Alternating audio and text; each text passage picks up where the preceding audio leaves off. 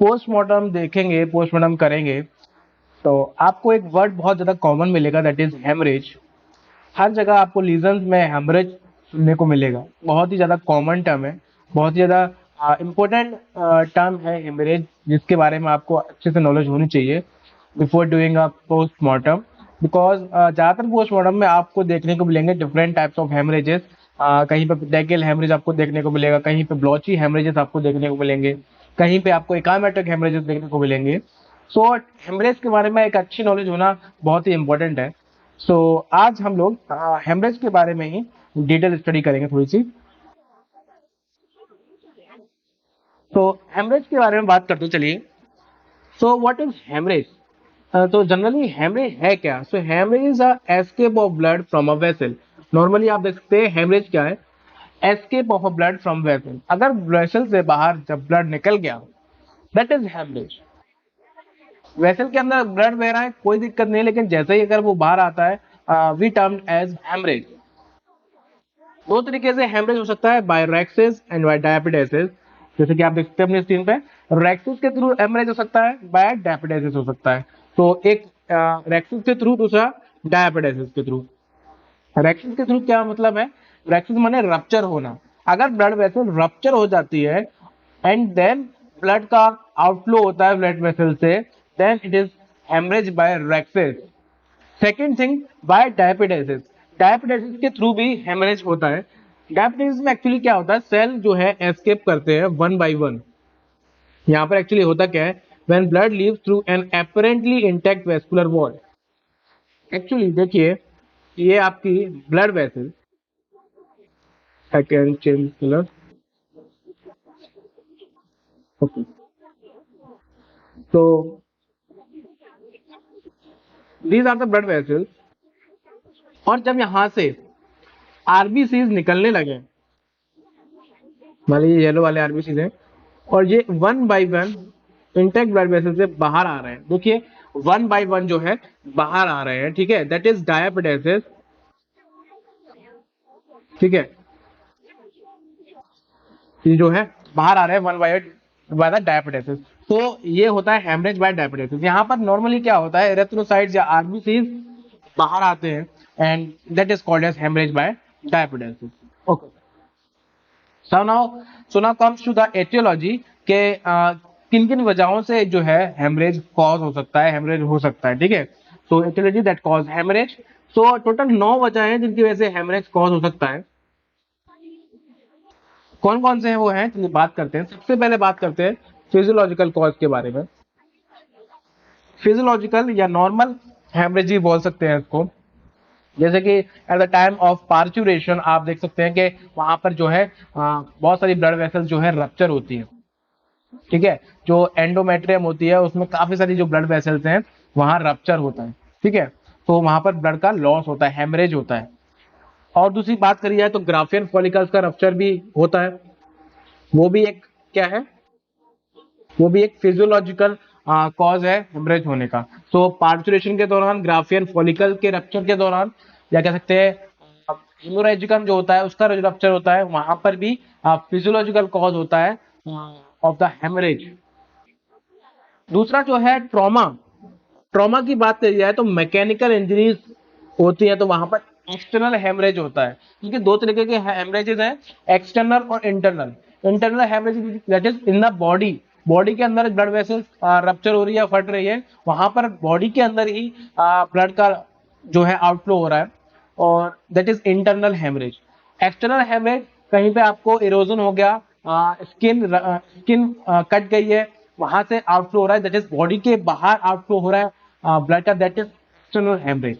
उसको हम ब्लीडिंग भी बोलते हैं, ओके। अब हम बात करते हैं तीसरा, that is bacterial and viral diseases.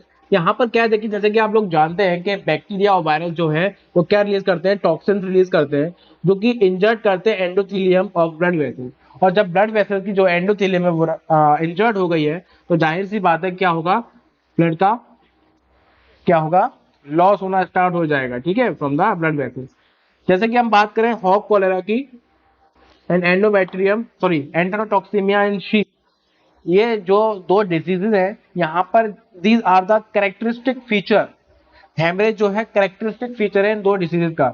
ये अगर डिसीज होती है सबसे ज्यादा क्या कॉज होता है, हेमरेज, बिकॉज हॉक कॉलेरा का जो वायरस है दैट इज फ्लेवी वायरस, वो क्या करता है, एंडोथीलियम पर सीधे सीधे अटैक करता है and the rupture and it rupture the endothelium of blood vessels and causes the haemorrhage. तो हॉक कॉलेरा में आपको जब आप आगे डिसीज पढ़ेंगे, अगर आपने पढ़ी है तो अच्छी बात है, अगर आप आगे पढ़ेंगे तो यहाँ पर आपको देखने को मिलेगा, यहाँ पर क्या होते हैं, ब्लॉची हेमरेजेस होते हैं। कैसे हेमरेजेस होते हैं, ब्लॉची हेमरेजेस होते हैं। तो जो हॉक कॉलेरा के जो फ्लेवी वायरस है वो भी क्या करता है, एंडोथेलियम को सीधे सीधे इंजर्ड करता है एंड कॉज ब्लॉची हेमरेजेस। वहीं पे जो एंटेरोटॉक्सीमिया है शीप के अंदर, ये भी जो है हेमरेज कॉज होता है यहाँ पर भी। अगर एंटेरोटॉक्सीमिया है तो क्या है, ये इंटेस्टाइन के अंदर हेमरेज कॉज करता है and it is the characteristic feature of this disease. चौथा बात करते हैं पैरासाइट की। तो पैरासाइट्स क्या करते हैं, इरोजन कॉज करते हैं इंटेस्टाइनल म्यूकोजा में एंड इंड्यूस करते हैं एनेरिज्म। देखिए एनेरिज्म क्या होता है, एनेरिज्म जस्ट कुछ नहीं है, यहाँ बात करते हैं एनेरिज्म की। व्हाट इज एनेरिज्म, कुछ नहीं, बिफोर हेमरेज, हेमरेज से पहले क्या होता है, हेमरेज से पहले क्या होता है, ब्लड की जो वॉल है, क्या कहते, ब्लड वेसल्स की जो वॉल है वो क्या कर जाती है, स्वेल कर जाती है। तो before haemorrhage blood vessels walls become swell, that is aneurysm. ठीक है, आगे बात करते हैं necrosis and destruction of vessels. तो नेक्रोसिस आप जानते हैं, डिस्ट्रक्शन ऑफ टिश्यूज। तो यहाँ पर क्या है, आर्टेरियोस्क्लेरोटिक चेंजेस। अगर आर्टेरियोस्क्लेरोटिक चेंजेस होते हैं तो क्या होता है, ब्लड की जो वॉल है वो कैसे हो जाएंगी, कमजोर हो जाएंगी। ठीक है, एंड ब्लड प्रेशर क्या हो जाएगा, इंक्रीज हो जाएगा। तो क्या हो जाएगा, उससे पहले हाँ बात करी जाए, जैसे कि आर्टेरियोस्क्लेरोटिक चेंजेस की बात कर रहा हूँ मैं, या ब्लड प्रेशर की बात कर रहा हूँ। जाहिर सी बात है, अगर ब्लड प्रेशर इंक्रीज होगा तो वहां पर ब्लड वेसल्स की जो वॉल है उन पर प्रेशर बढ़ेगा एंड जब प्रेशर बढ़ेगा तो क्या होगा, रप्चर हो जाएगी वॉल एंड हेमरेज कर हो जाएगा। एनेरिज्म, इन सबसे पहले ब्लड प्रेशर जो इंक्रीज हो रहा है, ब्लड ब्लड की जो वेसल्स है उनकी जो वॉल है, ब्लड वेसल्स की जो वॉल है उनके रप्चर होने से पहले एनेरिज्म कॉज होता है, यानी कि वो फूलती है। बिकॉज आर्टरीज की जो वॉल है या वेन्स की जो वॉल है उनके अंदर जो इलास्टिक प्रॉपर्टी है वो कोशिश करती है रप्चर को बचाने से, उनकी जो वॉल्स है उनको रप्चर होने से बचाने से वो प्रोटेक्ट करती हैं। तो वो अपना इलास्टिक नेचर जो है शो करती है। जैसे कि मैं बात करूं, ये ब्लड वेसल है, ये क्या है, यहाँ पर जो है ब्लड फ्लो बढ़ रहा है, प्रेशर बढ़ रहा है वॉल्स के ऊपर।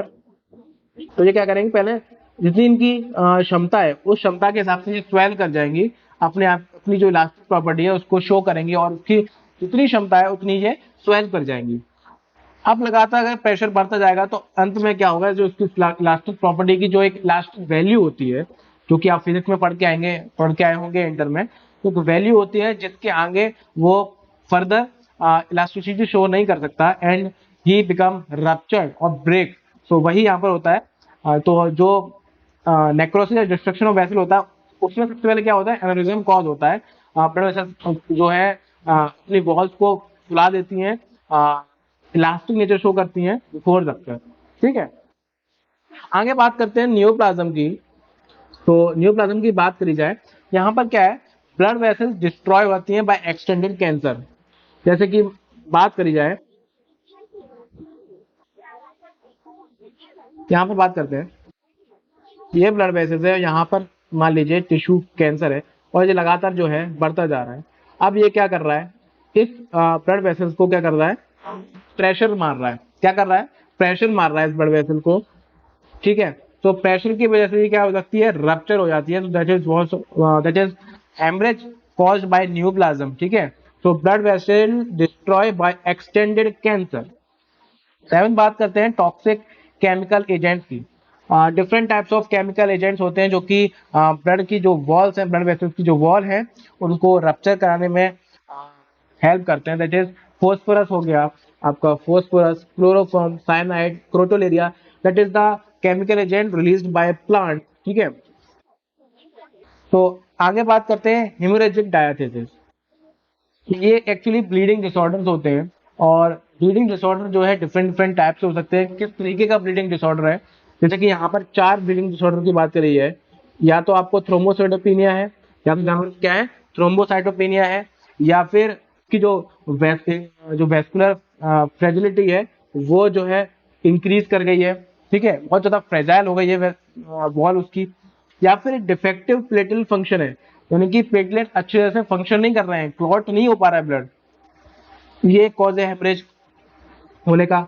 चौथा है एबनॉर्मलिटी इन क्लॉटिंग फैक्टर, वही बात है घूम फिर के, टोटल जो है इन सब में आप देखा होगा, सब में बस इसको छोड़ करके कहीं ना कहीं क्लॉटिंग की बात है। क्लॉटिंग अगर अच्छे से नहीं हो पा रही है, दैट इज हेमोरेजिक डायथेसिस, वहां पर हेमोरेजिक डायथेसिस होगा। देखिए थ्रोम्बोसाइटोपेनिया यानी कि प्लेटलेट्स का काउंट कम हो जाना, तो अल्टीमेटली क्या है, अगर प्लेटलेट्स का काउंट कम हो जाएगा तो क्या होगा, क्लॉटिंग अच्छे से नहीं होगी।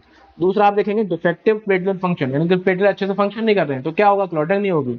तीसरा आप देखिए एबनॉर्मलिटी इन क्लॉटिंग फैक्टर्स, क्लॉटिंग फैक्टर्स में एबनॉर्मलिटी है, कोई भी क्लॉटिंग फैक्टर हो, जरूरी नहीं है प्लेटलेट ही हो, कोई भी क्लॉटिंग फैक्टर है उनके अंदर एबनॉर्मलिटीज है, that's why clotting not occur, तो क्या हो जाएगा, हेमोरेजिक डायथेसिस, क्या हो जाएगा, हेमोरेजिक डायथेसिस। आगे बात करते हैं, और लास्ट जो कि एटियोलॉजी है दैट इज पैसिव हाइपरीमिया। आप लोग एटियोलॉजी तो जानते हैं ना, कॉज, एटियोलॉजी मतलब होता है कॉज, जो कि पर्टिकुलर डिजीज को या पर्टिकुलर किसी प्रोसेस को करा रहा है, ठीक है, that is aetiology. Cause of disease, ऐसे डिसीज के टर्म में बात करिए तो aetiology is the cause of disease, disease को कौन करा रहा है, ठीक है। जैसे कि यहाँ पर बात करें aetiology of haemorrhage, that is haemorrhage को कॉज कौन कर रहा है, that is aetiology, okay. So passive hyperaemia जो कि लास्ट एटियोलॉजी है, उसमें क्या होता है, एंडोथेलियल सेल्स जो है undergo degeneration due to inadequate amount of oxygen and nutrient. तो inadequate amount of oxygen nutrient के कारण क्या होता है, डिजनरेशन होना स्टार्ट हो जाता है एंडोथेलियल सेल्स का, एंड इट कॉज हेमरेज। तो टोटल हमने 9 एटियोलॉजी पढ़ी, that is physiological causes, trauma, bacteria and viral diseases, parasite, necrosis and destruction of vessels, neoplasm, toxic chemical agent, haemorrhagic dialysis and passive hyperaemia. ये सब अगर आपको याद भी नहीं रहते, लेकिन आपके माइंड सेट में होना चाहिए, जब भी आप आगे जाकर के पोस्टमार्टम करते हैं या फिर कोई भी ऐसी एक्टिविटी करते हैं जहां पर आपको हेमरेज सुनने को आ रहा है, तो वहां पर आपको ये सब चीजें नहीं लगनी चाहिए, आपको पता होना चाहिए, आपके सेंसेस में होना चाहिए कि हेमरेज किन किन वजहों से हो सकता है। अब आगे बात करते हैं हम लोग क्लासिफिकेशन ऑफ हेमरेज की। तो 3 तरीके का क्लासिफिकेशन यहाँ होता है, that is source, size and shape and the location. चलो सोर्स की बात करते हैं। सोर्स की बात ऐसे होती है कि हेमरेज किस जगह पर हो रहा है, उस जगह के बिहाफ पर हमने हेमरेज को क्लासिफाई कर दिया है। जैसे कि अगर कार्डियक रीजन में हो रहा है that is cardiac haemorrhage, arterial region में हो रहा है that is arterial haemorrhage, capillary region में हो रहा है that is capillary haemorrhage. Source के बेसिस पे ये डिवाइड किया हुआ है सिंपली, ऐसा कुछ ज्यादा नहीं है इसमें। अब जो कि इंपॉर्टेंट चीज आती है that is size and shape. Size and shape के बिहाफ पर जो क्लासिफिकेशन किया है that is important, very much important, okay. ये वर्ड जो आपको बार बार देखने को मिलेंगे, that is petechial haemorrhage. Petechial haemorrhage की बात करिए है, that are pin point haemorrhages. ऐसे करके मान लीजिए ये स्प्लीन बना दिया मैंने, कुछ भी बन गया, ठीक है। और इस पे क्या है, यहाँ पर इस तरीके के देखो आपको देखने को मिल रहा है, ये जो आपको रेड कलर के स्पॉट देखने को मिल रहे हैं, these are the petechial haemorrhage. समझ आ रहा है, these are the petechial haemorrhage, these are the pinpoint haemorrhage. बहुत ही ज्यादा छोटे होते हैं, अब 1 से 2 मिलीमीटर के होते हैं, ठीक है। बहुत ही ज्यादा क्या होते हैं, छोटे होते हैं, 1 to 2 मिलीमीटर होते हैं। टाइनी एंड पंक्टेड, ऐसा लगता है कि किसी ने पंच कर दिया है, ठीक है, जैसे कि हम लोग पिन पंच करते हैं, दैट इज पंक्टेड, ठीक है। So these are the petechial haemorrhage, आपको देखने को मिल रहे हैं छोटे छोटे। सो आगे बढ़ते हैं, purpura. What is purpura, that is not that important but petechial haemorrhage are important term. Purpura आपको इतना देखने को नहीं मिलेगा, सिंपली इसमें जो है ये 3 to 5 mm के जो हेमरेजेस होते हैं उनको हम परप्यूरा बोलते हैं। उसके बाद बात करते हैं ecchymotic, that is also an important and बार बार आपको सुनने को मिलेगा इकोमेटिक हेमरेज। ये लार्ज एंड ब्लॉची हेमरेजेस होते हैं, जैसे कि मैं अभी आपको बताया था हॉक कोलेरा के अंदर ब्लॉची हेमरेजेस पाए जाते हैं, ठीक। So these are the ecchymotic haemorrhage. कितने होते हैं, 1 to 2 सेंटीमीटर होते हैं in the diameter, and these are the large and blotchy haemorrhage. आगे बात करें हेमेटोमा और हेमाटोसिस, कुछ वर्ड्स गायब हो गए, रफ हो गए पता नहीं कब, और हेमाटोसिस्ट। सो हेमाटोमा और हेमाटोसिस्ट, उसमें क्या होता है, blood is enclose with in tissues. अगर जो ब्लड है टिश्यूज के अंदर एंक्लोज है, अगर जो हेमरेज मतलब कि हुआ है और वो टिश्यू के अंदर एंक्लोज है, that is called as haematoma और हेमाटोसिस। मान लीजिए ये एक टिश्यू है, यहाँ से ब्लड वेसल जा रही थी और ये ब्लड जो है यहाँ पर जाकर के ब्लड वेसल रप्चर हुई, ब्लड का आउटफ्लो स्टार्ट हुआ और इस टिश्यू में आकर के जमा हो गया। ठीक है, इस टिश्यू में आकर के जमा हो गया ब्लड।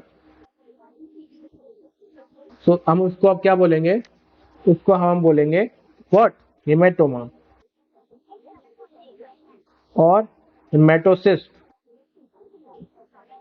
आ रहा है समझ, को हेमेटोमा बोलेंगे और हेमेटोसिस्ट बोलेंगे। आगे बात करते हैं सफ्यूजन्स की। सफ्यूजन से मिट गया है, एक मिनट, सफ्यूजन, तो सफ्यूजन ये एक्चुअली क्या होते हैं, these are the disc flat, ठीक है, ऑफन इरेगुलर हेमरेजेस होते हैं। देखिए कैसे होते हैं suffusion. So suffusion, what is suffusion, so suffusion are the disc flat often irregular areas of bleeding. 1 minute, चलिए कोई नहीं। तो आगे बात करते हैं, पूरा मिट गया, कहाँ मिलते हो तुम्हें, ये है एक्स्ट्रा वेजेशन। ठीक है, इसमें क्या होता है, when haemorrhage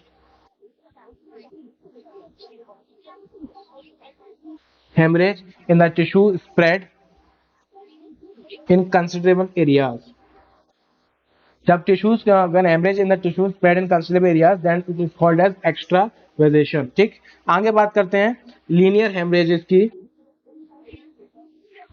the haemorrhages that appear as line on the crest of fold, ये crest of folds in mucous membrane of the intestine। So linear haemorrhage क्या है, ऐसे हेमरेजेस जो कि म्यूकस मेम्ब्रेन की फोल्ड की जो क्रेस्ट है वहां पर लाइन के जैसे अपीयर होते हैं, दैट इज लीनियर हेमरेज। ठीक है, तो ये 7 तरीके के हेमरेजेस के क्लासिफिकेशन है on the basis of size and shape. कौन कौन से हैं, ये 3 4 आपके बहुत इंपॉर्टेंट है, आपको याद होने चाहिए, that is petechial haemorrhage, ecchymotic haemorrhage, suffusion. Petechial क्या है, pin point haemorrhages, 1 to 2 mm के हेमरेजेस होते हैं। कैमेटिक हेमरेजेस क्या होते हैं, 1 to 2 सेंटीमीटर के हेमरेजेस होते हैं। लार्ज एंड ब्लॉची हेमरेजेस होते हैं। सफ्यूजन जो होते हैं, disc flat often regular areas of bleeding. ठीक है, याद रखिएगा इस पॉइंट को, disc flat often regular areas of bleeding, that is suffusion. Linear haemorrhages क्या होते हैं, ऐसे हेमरेजेस जो कि लाइन की तरह शो होते हैं on the crest of fold in mucous membrane of the intestine. ठीक है, इंटेस्टाइन की जो म्यूकस मेम्ब्रेन है उसकी जो क्रेस्ट ऑफ फोल्ड है वहां पर लाइन जैसे अपीयर होते हैं हेमरेजेस, उनको बोलते हैं हम लीनियर हेमरेजेस। आगे बात करें व्हाट इज एगोनल हेमरेज, जब पेटेकियल और इकामेटिक हेमरेज एक साथ आपको देखने को मिलते हैं, that is agonal haemorrhage. Petechiae और ecchymosis arising in association with the death struggle. ठीक है, आगे बात करते हैं तीसरा जो हमारा क्लासिफिकेशन है, location. On the basis of location haemorrhage is classified. सबसे पहले बात करते हैं पेरीवेस्कुलर, पेरीरिनल, सबक्यूटेनियस, यानी कि लोकेशन है हेमरेज का। पेरीवेस्कुलर पे हुआ है, पेरीरिनल पे हुआ है, पेरीक्यूटेनियस पे हुआ है।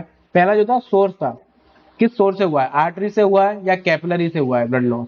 ठीक है, अब तीसरा हम बात कर रहे हैं लोकेशन की, पेरीवेस्कुलर, पेरीरिनल, सबक्यूटेनियस कहां पर हेमरेज हुआ है। अब कुछ टर्म है जो कि बहुत इंपॉर्टेंट है, सब्सिक्वेंटली जब आप पैथोलॉजी पढ़ते हैं तो वहां पर आपको ये देखने को मिलते हैं, ये टर्म आपको, इन टर्म से आपको सामना करने को मिलेगा। आपको ये टर्म पता होने चाहिए अगर आपको बुक्स वगैरह स्टैंडर्ड बुक्स रीड करनी है तो, या ये नॉर्मली 1 मार्क्स क्वेश्चन में भी आ जाते हैं। What is epistaxis? एपिस्टैक्सिस क्या होता है? Bleeding from nose. क्या? Bleeding from nose. What is haemoptysis? That is blood in sputum. What is haematemesis? That is blood in vomit. What is enterorrhagia? ये तो आपको साफ साफ सुनने को समझ में आ रहा होगा। Enterorrhagia mean intestine, so intestinal haemorrhage. Metrorrhagia, what is metrorrhagia? Uterine bleeding. Metrorrhagia से पता होगा, मेट्रो से, तब मेट्रो से साफ साफ क्लियर हो रहा है, that is uterine bleeding. Haematuria, blood in urine. Melaena, blood in stool of faeces. ये बहुत इंपॉर्टेंट है, ये दो तीन चीजें बहुत ज्यादा इंपॉर्टेंट है, that is epistaxis, haemoptysis and melaena, बहुत इंपॉर्टेंट है, ठीक है। Haematocele, blood in bleeding in tunica vaginalis, जो कि एक लेयर होती है किसकी? टेस्टिकल्स की, ठीक है। वहां पर अगर ब्लीडिंग होती है दैट इज हेमेटोसील। हीमोसेल्पिंग, सेल्पिंग आपको पता होगा कहीं ना कहीं, फेलोपियन ट्यूब, ओविडक्ट रिलेशन है, so bleeding in oviduct, it is haemosalpinx. And the last one, it is also an important, that is apoplexy, that is brain haemorrhage. आपको काफी सुनने को मिला होगा, शोज वगैरह में काफी बोलते ना ब्रेन हेमरेज हुआ है। सो सीआईडी में सबसे ज्यादा देखने को मिलता है, सीआईडी में सबसे ज्यादा बोलते हैं brain haemorrhage, brain haemorrhage. Okay, तो apoplexy that is brain haemorrhage. तो ये कुछ टर्म थे जो कि आपको पता होने चाहिए। कौन कौन से टर्म थे? Epistaxis, हेमोप्टिसिस, हेमेटोमेसिस, एंटोरेजिया, एंट्रोरेजिया, metrorrhagia, हेमेच्यूरिया, मिलेना, हेमेटोसील, हीमोसेल्पिंग्स, apoplexy. सारे के सारे जो है आप याद कर लीजिएगा एंड स्क्रीनशॉट आप ले सकते हैं। आगे बात करते हैं माइक्रोस्कोपिकली हेमरेज कैसे देखने को मिलता है। जब आप माइक्रोस्कोप में देखेंगे कोई भी हेमरेजिक पार्ट, तो आपको देखने को मिलेगा इरेथ्रोसाइट आउटसाइड ब्लड में। आप किसी भी टिश्यू का सेक्शन लेकर के गए, आपको पता है कि हेमरेज हुआ है, टिश्यू का सेक्शन लेकर गए, आपको वहां पर क्या देखने को मिलेंगे? आपको वहां देखने को मिलेंगे इरेथ्रोसाइट, आरबीसी, ठीक है। अगर वो हेमरेज रिसेंट है, if haemorrhage is recent, the erythrocytes are intact and stain sharply, और इनको आप अगर स्टेन करेंगे तो बहुत शार्पली स्टेन होते हैं। क्यों होते हैं वो बात करते हैं। देखिए, सबसे पहले आपको टिश्यू सेक्शन मिलेगा, आपको क्या देखेंगे? ब्लड वेसल्स के बाहर इरेथ्रोसाइट्स देखने को मिलेंगे। बाहर क्या देखने को मिल रहा है आपको? इरेथ्रोसाइट्स। इरेथ्रोसाइट्स क्या हो जाते हैं? डिसइंटीग्रेट। अब क्योंकि ब्लड वेसल्स के बाहर आ गए, तो टिश्यूज में जो मैक्रोफेजेस प्रेजेंट है, ठीक है, फैगोसिटिक सेल्स जो है, मैक्रोफेजेस वो प्रेजेंट है, तो वो क्या करते हैं? इन इरेथ्रोसाइट्स को डिसइंटीग्रेट करते हैं। और जब डिसइंटीग्रेट हो जाएगा इरेथ्रोसाइट या आरबीसी, तो क्या रिलीज होगा? हीमोग्लोबिन। और इस हीमोग्लोबिन पे एंजाइमेटिकली एक्टिविटीज होती हैं, और इस हीमोग्लोबिन को कन्वर्ट कर दिया जाता है बिलिरुबिन में। देन बिलिरुबिन से जो है हेमोसाइड्रिन में कन्वर्ट होता है फ्रिक्वेंटली। एंड आप सब लोग जानते हैं कि हेमोसाइड्रिन जो है आयरन कंटेन करता है। इसके अंदर क्या होता है? आयरन होता है।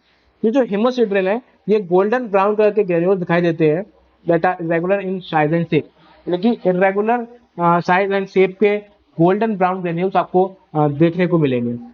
ये जो है इंसॉल्युबल रहते हैं, insoluble remain in haemorrhagic sites. मान लीजिए हेमरेज पुराना हो गया, तो आपको क्या देखने को मिलेंगे? This these golden brown granules आपको देखने को मिलेंगे उस पर्टिकुलर हेमरेजिक साइट पे, बिकॉज दीज आर इनसोल्युबल। आगे, phagocytized by macrophages and retain in it. ये जो गोल्डन ब्राउन ग्रेन्यूल्स हैं, इनको भी मैक्रोफेज क्या कर लेंगे? फैगोसिटाइज कर लेंगे, बट ये वहां पर रिटेन रहेंगे उस मैक्रोफेज के अंदर। Haemosiderins have iron gives Prussian blue reaction, क्योंकि हेमोसाइड्रिन के अंदर आयरन होता है, so that's why it gives Prussian blue reaction. जब आप इसको ट्रीट करेंगे पोटेशियम फेरासाइनेट एंड HCl से, जब आप इसको ट्रीट करेंगे, देन ये हेमोसाइड्रिन जो है वो पर्शियन ब्लू रिएक्शन देता है। इसलिए ट्रीट करेंगे पोटेशियम फेरासाइनेट एंड HCl। लास्ट में इस लेक्चर के लास्ट में हम लोग बात करते हैं अल्टीमेटली कि कौन सा हेमरेज जो है बहुत ज्यादा खतरनाक होता है। तो आप लोगों ने सुना होगा ब्रेन हेमरेज, अगर स्मॉल भी होता है, बहुत कम अमाउंट का ब्रेन हेमरेज भी होता है, that is also an fatal haemorrhage, ठीक है। वहीं पे जो लार्ज और मोर एक्यूरेट लॉसेज होते हैं में इंड्यूस हेमरेज और वॉल्यूमिक शॉक।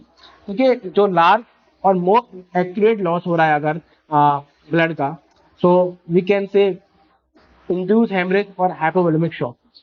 कभी कभी आपने सुना होगा कि जो एनिमल है, जो इंसान जो है, वो हाइपोवोलेमिक शॉक की वजह से मर गया। What is hypovolaemic shock? Excess loss या लार्ज लॉस ऑफ ब्लड या excess loss of bleeding, sorry excess bleeding, that is hypovolaemic shock.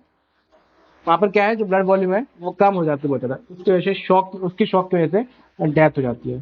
तो कहते हैं ना बहुत ज़्यादा ब्लीडिंग हो गई है, तो ब्लीडिंग होने की वजह से डेथ हो जाती है। क्यों? क्योंकि हाइपोवोलेमिक शॉक हो जाता है। लास्ट वन, हेमरेज इन रेस्पिरेटरी ट्रैक्ट रिजल्ट्स डेथ। अगर रेस्पिरेटरी ट्रैक्ट में हेमरेजेस होते हैं तो वहां पर जो है डेथ कॉज होने के बहुत ज्यादा चांसेस हैं। ठीक है, तो ये पूरा आपका हेमरेज मैंने आपको आज पढ़ाया। तो शुरुआत से रिवाइज कर लेते हैं। What is haemorrhage? हेमरेज आपको पता है क्या होता है। Haemorrhage escape of blood from blood vessels, दो तरीके से हो सकता है, रेक्सेस और डायबिटिस के थ्रू। फिर भी आपने एटियोलॉजी देखी, physiological causes, trauma, parasites, different types के 9 आपने एटियोलॉजी देखी। उसके बाद आपने क्लासिफिकेशन देखा, source, size and shape and location के बेसिस पे। तो टैकल हेमरेजेस देखे, इकामेटिक हेमरेजेस देखे, सफ्यूजन देखा। What is suffusion? That is disc, flat, often irregular areas of bleeding. ठीक है, याद रखिएगा इसको। फिर आपने कुछ टर्म्स देखे जैसे कि epistaxis, bleeding from nose, enterorrhagia, intestinal haemorrhage, melaena देखा, ब्लड इन स्टूल और फीसेस। ठीक है, एपोप्लेक्सी देखा, दैट इज ब्रेन हेमरेज। फिर आपने बात करी एगोनल हेमरेज के बारे में, दैट इज टैकी और ecchymosis arising in association with the dead struggle. Microscopically आप देखेंगे erythrocyte at the site of haemorrhage. ठीक, तो ये सब आज हमने इस लेक्चर में देखा। सो अगर वीडियो अच्छी लगी हो तो लाइक कर दीजिएगा वीडियो को, और सब्सक्राइब कीजिए थ्री फेसर्स को for the more video. Thank you.